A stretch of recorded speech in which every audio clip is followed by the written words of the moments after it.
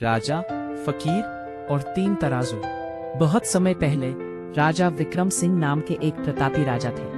उनके राज्य में खुशहाली थी, लेकिन राजा के मन में एक कट्टर विचार था। उनका मानना था कि राज्य के संसाधनों पर पहला हक केवल उन लोगों का है जो राजा के धर्म और विचारधारा को मानते हैं। वे अन्य मान्यताओं के लोगों को दोयम दर्जे का समझते थे। फकीर की चुनौती।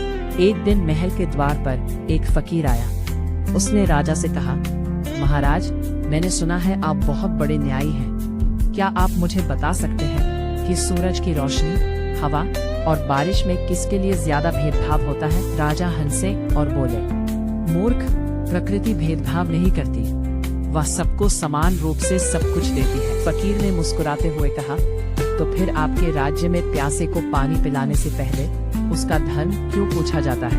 क्या प्यास अलग होती है? 3 तराजू का प्रयोग। राजा को क्रोध आया, पर फकीर की आंखों में एक गजब की चमक थी। राजा ने उसे चुनौती दी कि वह अपनी बात साबित करे। फकीर ने राजा को वेश बदलकर नगर के बाहर एक बस्ती में चलने को कहा और वहां फकीर ने 3 बीमार लोगों को खड़ा किया। राजा के धर्म का एक गरीब सिपाही, एक दूसरे धर्म का विद्वान, एक ऐसा व्यक्ति जिसे समाज अछूत मानता था।